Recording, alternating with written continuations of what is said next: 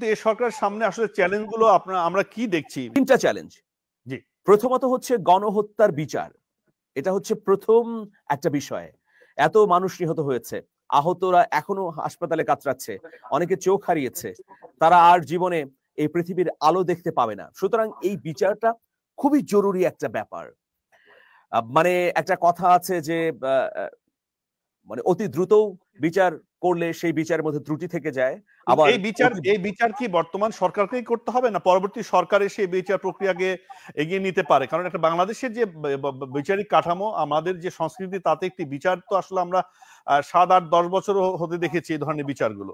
তো সেক্ষেত্রে কি এই সরকারকে বিচার কমপ্লিট করেই যেতে হবে, নাকি পরবর্তী সরকারের সে বিচার করতে পারে, নির্বাচিত সরকার? এই সরকার তো বিচার কার্যক্রমটি শুরু করেছে, কিন্তু করেছে। এখনো রায় হয়নি। অবশ্যই এই সরকারের উচিত যে গুরুত্বপূর্ণ মামলাগুলোর রায় দেয়া। তাহলে একটা উদাহরণ হয়ে থাকবে, একটা মডেল হয়ে থাকবে যে এইভাবে বিচার কার্যক্রমটি পরবর্তীতে পরিচালিত হবে।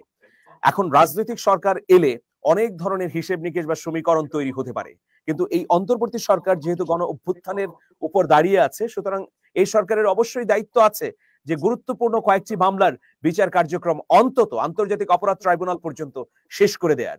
এটা তো প্রত্যাশা করবেই মানুষ। যখন রাজনৈতিক সরকার আসবে তখন তো তার দৃষ্টিভঙ্গি এই সরকারের সঙ্গে নাও মিলতে পারে। সুতরাং এই যে শহীদের পরিবার বা যারা আহত হয়েছে, ক্ষতিগ্রস্ত হয়েছে, তারা তো সবাই তাকিয়ে আছে ডক্টর ইউনূসের নেতৃত্বাধীন সরকারের প্রতি। সুতরাং অবশ্যই বিচার করে যেতে হবে, উল্লেখযোগ্য বিচারের রায় দিতে হবে এই সরকারকে, নইলে সেটা সুবিচার করা হবে না মানুষের প্রতি।